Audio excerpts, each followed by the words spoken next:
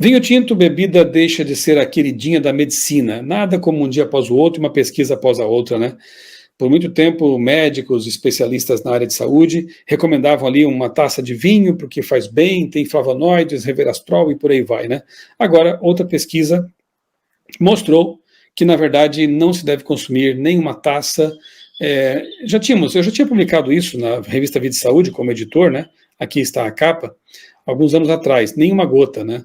Já estava confirmado, uma pesquisa feita em 165 países, que a harmonização do álcool ela é nociva, até cancerígena. Então, realmente, essa coisa de beba com moderação é uma falácia, é uma fake news, digamos assim, na área de saúde, porque nenhuma gota de álcool é saudável. E agora, o vinho também ficou na mira. Por cerca de 2 décadas, a bebida foi aclamada como boa para o coração, mas recentemente isso mudou. Em um episódio de 1991 do 60 Minutes, programa jornalístico da rede americana CBS, o correspondente Morley Safer perguntou como os franceses desfrutavam de alimentos ricos em gordura, como patê, manteiga e queijo, brie, e ainda tinham taxas mais baixas de doenças cardíacas do que as pessoas nos Estados Unidos. A resposta a esse enigma, a explicação para o paradoxo, pode residir neste copo de convidativo, disse Safer, erguendo um copo de vinho tinto para os telespectadores. Isso em 1991. Segundo Safer, os médicos acreditavam que o vinho tinha um efeito de limpeza que impedia que as células formadoras de coágulos sanguíneos se arrastassem às paredes das artérias, agarrassem às paredes das artérias. Isso, segundo um pesquisador francês que foi destaque no segmento, poderia reduzir o risco de um bloqueio e, portanto, de um ataque cardíaco. Na época, vários estudos apoiavam essa ideia, disse Tim Stockwell, epidemiologista do Instituto Canadense de Pesquisa sobre o Uso de Substâncias. Os pesquisadores estavam descobrindo que a dieta mediterrânea, que tradicionalmente incentivava 1 ou 2 copos de vinho tinto com as refeições, era uma forma saudável de comer, acrescentou. E isso foi sendo espalhado, né, pelos médicos, pelos nutricionistas e tudo mais, caiu no senso comum, inclusive, né?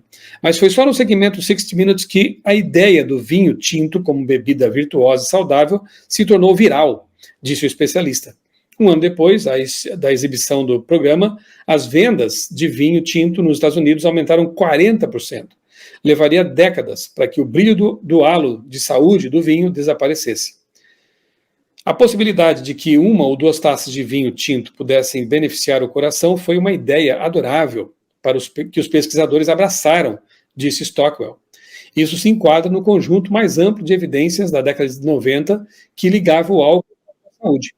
Num estudo de 97, que acompanhou 490 adultos nos Estados Unidos, durante 9 anos, os especialistas, os investigadores, descobriram que aqueles que relatavam ter consumido pelo menos uma bebida alcoólica por dia tinham 30% a 40% menos probabilidade de morrer de doenças cardiovasculares do que aqueles que não bebiam.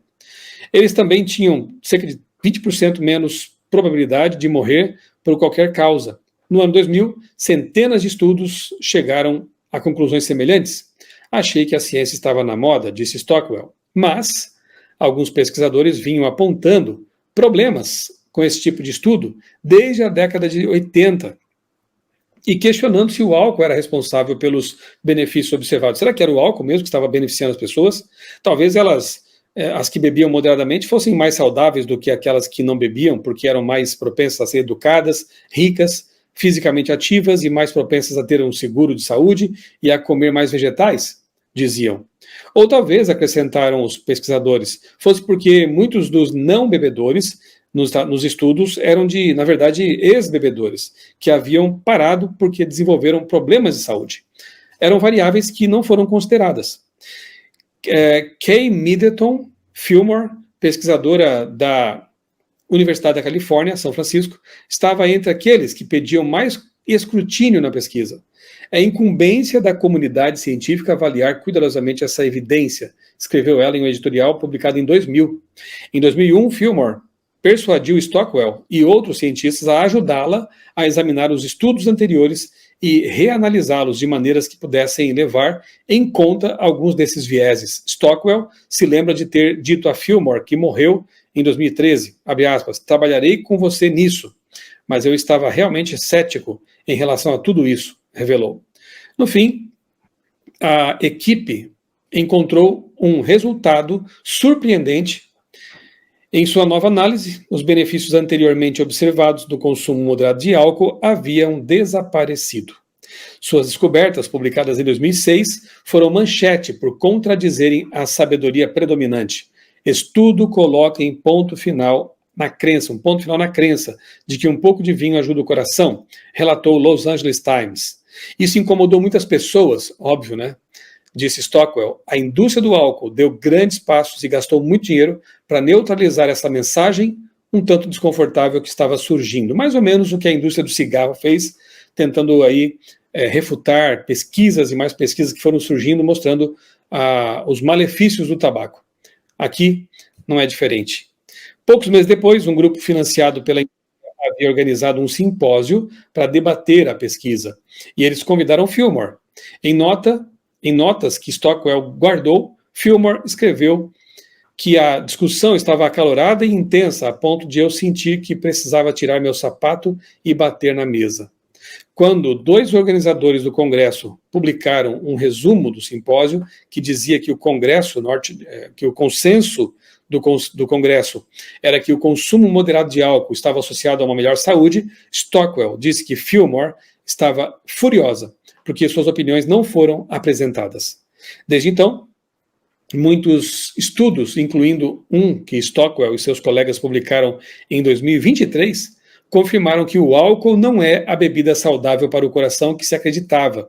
Em 2022, pesquisadores relataram notícias mais graves. Não apenas não havia benefício cardiovascular em beber álcool, mas isso também poderia aumentar o risco de problemas cardíacos, disse a médica Leslie Shaw, a médica cardiologista da Cleveland Clinic.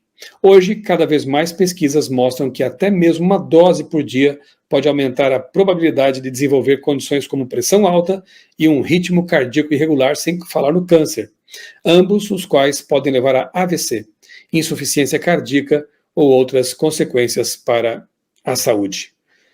Olha só, há 85 anos, a revista Vida e Saúde, da qual sou editor, defende a mesma bandeira, da abstinência total de álcool.